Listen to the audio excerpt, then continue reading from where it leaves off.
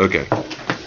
So, we're just trying to figure out how we know that the first month of the calendar is Nisan, because we have this odd thing called Rosh Hashanah, which is the new year, which isn't in Nisan at all. It's in Tishrei. So that's the obvious question to ask. Well, why would we celebrate Rosh Hashanah? If you remember, we find out there's actually 4 Rosh Hashanahs. They have one for the trees. They have one for the kings. They have one for religious purposes. They have one for secular purposes. So they're telling us for the kings, which kind of means for the purposes of government, for secular purposes, the first month is Nisan, which happens to be how the Bible counts the months. It counts Nisan, when the Jews left Egypt, as the first month. Tishrei, the beginning of the year, is the 7th month. Right. So it's the beginning of the year for other purposes, but not for a secular purpose, not for purposes of kings. So they're still kind of working with that and figuring out how it could be. So they have to get different proofs from the Bible that Nisan is in fact their first month, other than the fact that the Bible counts Nisan as the first month. But I keep on saying that the Bible counts Nisan as the first month. As I was looking this over, I realized it's not totally obvious. The Bible will often use the term on the first month, on the second month. It doesn't very often name the months. So we, through our study, figured out that they mean Nisan when they say the first month. But, just looking through the Bible, you don't know that right away. So the Talmud's actually in the process right now of proving that the first month is Nisan. All of our Jewish education benefits from that proof, but they actually have to look hard in the text and try to prove it. So they made a good job of proving it by looking at 2 incidences that happened on the 40th year that are only identified by the month. So one is Aaron died, right? So Aaron died. That's one thing it says. It says it happened in the 40th year. It also says it happened on the 5th month. Okay, so it's like algebra. You have to sort of solve. These are the knowns we have, and we have to solve for the unknowns, which is the name of the months and which month starts the year. They would have been great at algebra, by the way, which I was terrible at, surprisingly, but not surprisingly. So one incident is Aaron died. The other incident is Moses starts his long speech, which constitutes the book of Deuteronomy, which is an entire speech in one day. The entire book of Deuteronomy is one speech. So that also took place in the 40th year, in the 11th month. Okay, so those are the things we know. Now, since one takes place on the 5th month, one takes place on the 11th month, they both take place in the 40th year, well, you can figure out through complicated algebra. It's actually not very complicated, but you can do the figuring yourself if you want. But then the first month has to be Nisan. Because the 5th month and the 11th month both took place in the 40th year. Otherwise, if Tishrei was the first month, one of them would take place the next year. It would be the 41st year. Okay? So now, what I'll tell you right away is that whole complicated figuring only works if we assume that Aaron died before Moses gave his final speech. So it could also be that Aaron died after Moses gave this final speech. Now, the suggestion that Aaron died before Moses gave the final speech is that's how it works chronologically in the Torah. The Torah first reports Aaron's death and then starts reporting Moses' speech. However, there are times in the Bible where just because it reports instances one way, chronologically, they didn't really happen that way. The most famous example is the golden calf and the 10 Commandments. The Bible reports the 10 Commandments first and then reports the golden calf. But in fact, the golden calf incident takes place before. Right, okay. Same thing with building the tabernacle, which it reports after. Right, it reports before the golden calf. In fact, the tabernacle wasn't starting to be built until after the golden calf. So sometimes the Bible reports things out of order. So we don't know for sure. It seems likely that Aaron died, and this is Moses' farewell talk. So Aaron died before that, but because we know for sure that Moses died after Aaron. So, but still, we don't know for sure. So now they're going to look into that and try to prove that, in fact, Aaron died before the book of Deuteronomy, before Moses gets up on that mountain and gives his final talk. Okay, we clear up to now? Gotcha. Really? All right. Gotcha. Okay, so so it starts with that question. Umimai demaseh de'av kadim. How do we know that thing that happened in Av happened first? The thing that happened in Av is Aaron's death. Okay? Dilma maseh desheva kadim. Maybe Moses started his speech, which happened in Shvat. If you're curious, it happened in the month of Shvat. Maybe that happened first. All right, now it says, lo sakadatcha. Then it says, don't let that occur to you. When the Talmud says, lo sakadatcha, don't let that occur to you, it's actually kind of saying that's a stupid question. Why would you even think that? So you think it's going to give like an obvious answer why that's not possible. What's interesting is it gives a very convoluted answer. It's a very convoluted proof as to how we know that in fact Aaron died before Moses started speaking. But you end up, and I'll give a little editorial comment here, which I think is a really lovely midrash. So and we touched on it last week, but maybe I'll expand it a bit. Okay. All right. So don't let that occur to you. Dichtiv.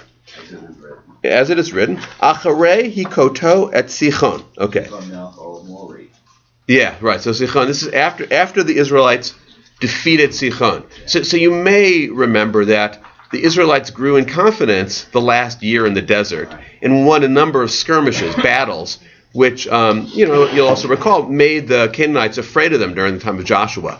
So the Israelites were sort of feeling their oats as warriors in that last year in the desert, very much as opposed to the first year in the desert where they had the war against Amalek and that just destroyed their confidence. Now suddenly, they don't have enough confidence to conquer the land. Now suddenly they're filled with confidence and they utterly defeated Sichon. Okay, so it tells us something happened. It happened after defeating Sichon. Aaron died after defeating Sichon. V'chinach nashed Aaron, akate have Sichon kayam. Okay, it can't be that Aaron died when Sichon was alive. So remember that. So they're saying that the battle against Sichon, which happened right before Moses got up to speak, that's after the battle of Sichon. Now they're telling us we can prove to you for sure that Aaron died before the battle with Sichon. Okay? Stay with me. Kayam. Dichtiv, from the following verse. Now in Hebrew you're turning the page. I think you're turning the page in English too, right? Mm-hmm. Vaishma. So here's a quote from the Bible. Vaishma haknani melech Arad. Okay, so the Canaanite king, the king of Arad. A lot of complications there. Is his name Arad? Why is he? If that's the case, or is he the king of Arad? Arad is now a city in Israel. Is his name Arad? Is the place Arad? If he's the king of Arad, why are we calling him a Canaanite? Remember that the Canaanites were a series of nations. Right. So it's possible that you could have like a little province in Canaan called Arad, the king of Arad. But anyway, so this king heard something. That's the end of the quote. Mashmu Ashama. What did he hear? Okay, so he heard something. He heard something and it had an effect on his actions. Mashmu Ashama. What did he hear? Shama Shemet Aaron. He had heard that Aaron died. Okay, as soon as he heard that Aaron died, V'nistalku anane kavod. All right, this is a midrash too. When Aaron died, the cloud of glory departed from Israel. What's the cloud of glory? God's presence. God's presence. So remember, the cloud is how they knew where to go in the desert. There's a pillar of fire by night, and there's cloud by day. So the cloud also functions as protection from the hot desert sun. Also, what they're claiming here is a kind of military protection too, like a cloaking device in Star Trek. Anybody here? I'm looking at you. I know you got the reference, but not everybody gets the reference. Of course, it's a great advantage in battle if no one can see you, if you're covered by a cloak, by a cloud. So when Aaron died, that disappeared. So that's an interesting midrash. We'll go into a little bit deeper in a second, but it's a similar midrash to when the rabbis say when Miriam died, what disappeared? The water disappeared. So when great people die, there's a certain sustaining power that also disappears. So with Miriam, it's the sustaining power of life, water. Water disappears. You think of this not just as a literal kind of miracle story, but as a really profound psychological story. So when somebody important to you dies, there's a sense of sustenance that disappears. Your mother dies, God forbid, but it's happened to a lot of us. So something very powerful disappears from your life, something that's sustaining you. When Aaron died, a force of protection disappeared. That sense of leadership that came from Aaron disappeared, and they felt exposed and vulnerable. So I'm going to continue. An nekavod, the kasavur. So then this Canaanite king figured to himself, Nitna reshut lihilachem b'Yisrael. Therefore, I can attack them. I can attack them. They are now vulnerable because of two related things. One is Aaron died. A great leader died, so now is their vulnerable point. And the symbol of their vulnerability is they don't have the cloud anymore. Okay, so otherwise the rabbis are asking, why would this king dare to attack Israel? Because Israel's clearly very powerful right now. Why would anybody attack Israel? And they're explaining it with this midrash because they heard that Aaron died, and then saw that the cloud lifted, so now they can attack. The homiletic point is, of course, when great leaders die, or when people that are close to you die, you feel vulnerable, you feel exposed, you feel less protected in general than you did before. I'm going to keep going, okay? V'hainuk dichtiv, and here's a very lovely play on words. I think it's really lovely, and you actually see how free the rabbis were in reading the Bible. In just changing a few sort of dots on the page, they turn one verse into something else, into something that for them becomes much more meaningful. So here's the verse. Vayiru kol hadam ki gava Aharon. So this is the pshat. Remember, the pshat is the simple, probably the original meaning. Vayiru kol hadam. All the congregation saw ki, which here means that, Aaron died. Okay. So that's the text. Here's the midrash, the commentary. Ve'amar Rabbi Rabbi says, Al tikri vayiru. Don't read it as they saw. Ella vayera'u. You add one yud, which sometimes is not even there in the Bible, and you change the vowels just a little bit, and you get the word. The word becomes not they saw, but they were seen.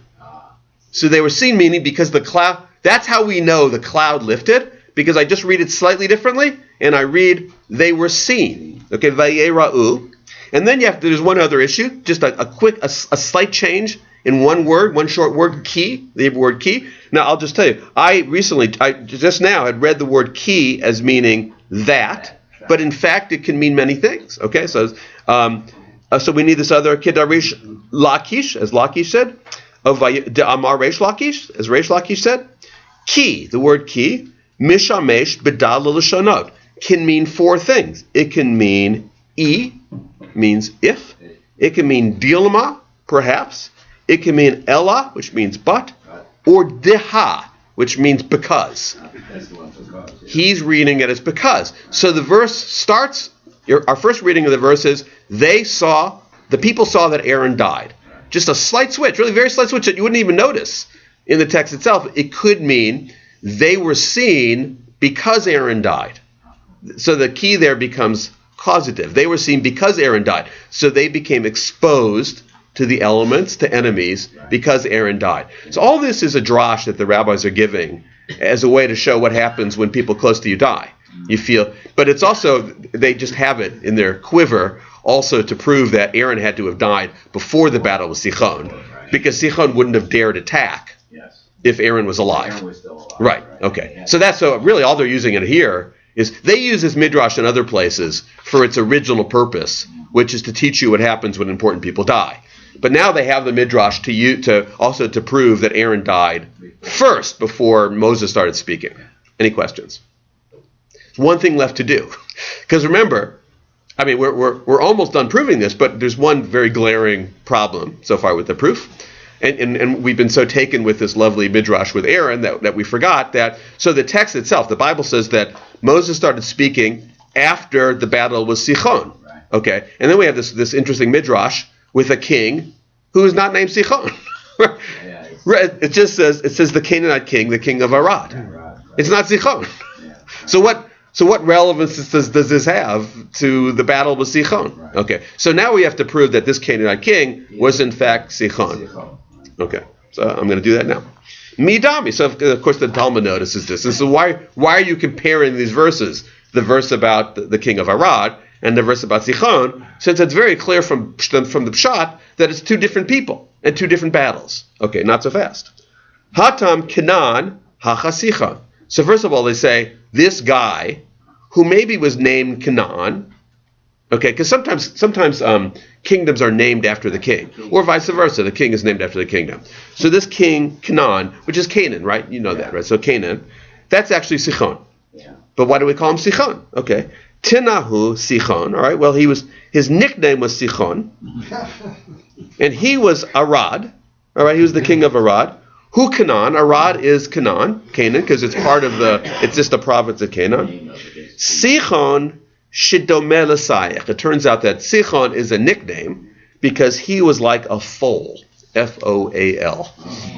He was like a kind of, which was what Siach means. So they gave him that nickname, but his real name was Canaan. Yeah. How convenient. Yeah, right. Yeah. Well, luckily they've got the word Sayich, Well, people have nicknames, Yes. right? There's some people that have nicknames, and nicknames can throw you off. You know, Are they quoting lots of examples of that, right? Are they quoting out of Exodus here? The part of the Bible that they're quoting out of? No, they're quoting from Numbers. Oh. Yeah, so Numbers and Deuteronomy. I mean, Deuteronomy is where Moses gets up and speaks. Yeah. The reports of the wars, the early Canaanite wars on their way, those all take place in the book of Numbers, later in the book of Numbers. I mean, I don't know how much this applies to Numbers, but there is the research that indicates that at least the first 5 books have been cut and pasted. Oh, sure. Pasted, Yeah. So that yeah. names could differ. Names can differ, right? And right. it's the same story but told from. Yeah, no, that's really true. So even I don't know if that happens in Numbers. Oh well, no. At this point, it's a midrash. They're trying to make this story fit Sichon, so they came up with a nice. I don't think it's really the same person. No, there are times when it's the same person. I mean, I'll just say real briefly. Jacob has 2 names for 2 reasons. So Jacob in Israel, one is because his name was changed. There's a story, and God gives him a new name. The other is that there were 2 different traditions about Jacob that were melded together in the redacting of the Bible. One called him Jacob, and one called him Israel. That's just the case. And so what you're suggesting is maybe Sichon actually did have 2 names. So I don't think that's the case because he's a minor character. But here they're saying he was called Sichon, but his name was really Arad or Canaan because it was his nickname. But let me finish too because they have another possibility too. L'siyach b'midbar, like a foal in the wilderness, which I guess is a kind of a wild beast. And therefore, that's what you would give the name to a general, a king. Sichon was also, in the Bible story himself, a famed warrior, and a big guy. Okay. And Canaan al Shem Malchuto, so he was given the name Canaan just because that was his kingdom. Okay. And Arad, Uma Shemo, Arad Shemo. But his name was Arad. What was his name? His name was Arad.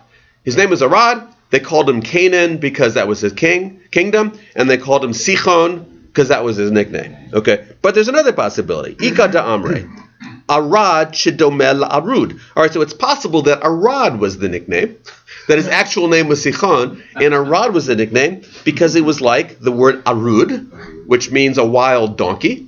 Also something if you were a warrior. Maybe they're making fun of him here too. I'm not sure that a donkey is a good nickname. I don't know. Even in those days, I think the rabbis are having fun here and saying, Arud was his nickname. I'll just finish. Bamidbar, a wild donkey in the wilderness.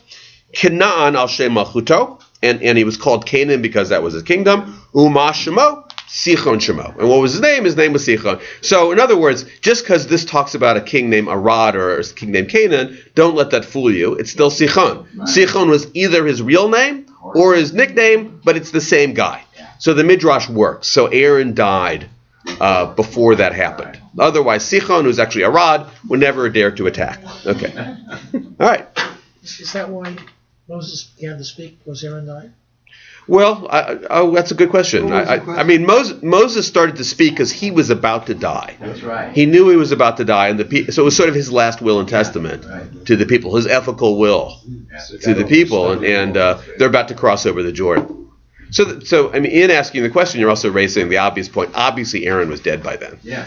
But there's no total proof. This for the rabbis constitutes proof. Better proof, because of course they wouldn't have, because they've got a midrash to support it. Nobody would have attacked them. There wouldn't have been any wars on their way, those last wars, if Aaron was still alive, because nobody would have attacked them if the cloud had been there. How would they even see them to attack them? How would they dare attack them? Yeah. Rabbi, yes. I really like your interpretation, analysis, midrash on the names. What struck me here, being born and raised there, of course, Canaan. Yeah. If we take Chaf, Nun, Ayin, is to give up. Yeah, that's right. Yield, yeah. to consent, right. to lose the war. Right. And here they are going over there, yeah. and that's what it's named. Yeah, that's really interesting. I never thought of that. So the word Canaan actually means loser. Right. Also, how can be? So I was making a big thing about it. He's really a loser. Yeah. Yeah. I wonder if that means the same in the Philistine language. Yeah, I don't know. Yeah, I don't know. Okay. That actually pays looking into it. All right. Anyway, all right. So now, all right. So we've proved sort of that actually all we've proved that Nisan could be the first month. We've proved for sure that Tishrei in the Bible wouldn't be the first month. Okay, so the thing is, just proving that Tishrei isn't the first month, you've got a bunch of other months. You've got 11 other months. That's right. And actually, not all of them, because of the algebra, which I'm not going to go over before. There's only actually a few months that could be. Since we've figured out the correct chronology about Aaron's death and Moses getting up to speak, there still are a few other months that could be the first month. So now we're going to quickly dispense with those, and then we'll continue. The Ema Rosh Hashanah Iyar. Okay. Well, why can't we? Why doesn't the year begin with the month of Iyar? And I talked about before, there is something that's just a little bit arbitrary about who says January should be the first month. Why can't December? I mean, there's things in nature, there's historical circumstance. I mean, so why would it be? So I want to say ER, they don't pick ER first just out of a hat. Because what happens in ER? Anybody, what hey, be ER? So ER is when is Sinai. Oh, yeah. Right? So in many ways, ER is a more logical place to start, it seems to me, than even Nisan. Yeah, so they start with ER. They don't mention that that's why. But if you're going to go by historical circumstance, then we start, history starts, we start as a people with ER. So what is it about Tishrei? You know, we still haven't gotten to what is it about Tishrei, but you know, because we're coming up to Rosh Hashanah, they figure out that that's the beginning of the world, of the universe, and they figure that's a good time to start the calendar, at least that particular calendar. But there's a thought process before. You have to eliminate all the other months first. And also there's Nisan with the secular year. Okay, Lo Sakadatcha. Okay, so don't let that occur to you. In other words, that's stupid. Right, that's right. Dichtiv. Vayihi b'chodesh harishon, because it says in the book of Exodus, in the first month, b'shana shenit, in the second year, in the first of the month, hu kama mishkan. Okay, so it actually tells us that happened in the first month. Remember, it doesn't say the name of the month. We're trying to figure that out. And this is the building of the tabernacle. So the Torah in Exodus is celebrating the building, actually the completion of the tabernacle. It tells us the date. We know the date of the completion of the tabernacle. It was the first month, on the second year from Exodus, on the first day of the month. Okay. Now we also know this. Vayhi b'shana hashenit, on the second year. B'chodesh hasheni, on the second month. Ne'elah ha'anan me'ala mishkan ha'idut. The cloud of glory came up, lifted itself from the Mishkan HaIdut, which is the meeting place where Aaron would go and Moses would go to communicate with God. Now, why? Because they were celebrating, and then God's glory lifts up, so Moses and Aaron can go in there and then consecrate the new tabernacle. So we know that happened next. So we know, therefore, that the second month couldn't have been ER, because we know when the tabernacle. We know that was when the tabernacle came. So we know that was lifted up because that was also in preparation for Sinai. So ER couldn't have been the first month. Okay, any questions? Okay, Medekai b'Nisan, because we know that happened in Nisan. Okay, because it told us that it happened in Nisan, second year, but it happened in Nisan when they completed the tabernacle. V'karei le shana shenit, and it's called the second year. It's the second year, but it's the first month. V'kai be'Er, and we know that the tabernacle was completed in ER. V'karei la shana shenit, and it was also called the second month. That's how we know that the first month must be Nisan, and the second month must be ER. Otherwise, if ER was the first month, then the following Nisan would be a year later. Right. Okay. Miklal de Rosh Hashanah lav ER. So now we know the first of the month is definitely not ER. Okay. Who? The Rosh Hashanah, the Ema Rosh Hashanah, Sivan. So now they're going to go through a bunch of months. So we're going to stop right now. And we'll go through those quickly. Probably not next week. Next week is the day before Rosh Hashanah. So I'm going to do something directly related to the liturgical experience. But after the holidays, we'll continue this. And I will tell you that once we've gone through all the months and understanding why those are not the first of the year, it does get quite a bit more interesting. I'm not saying it's not interesting now, but it gets quite a bit more interesting.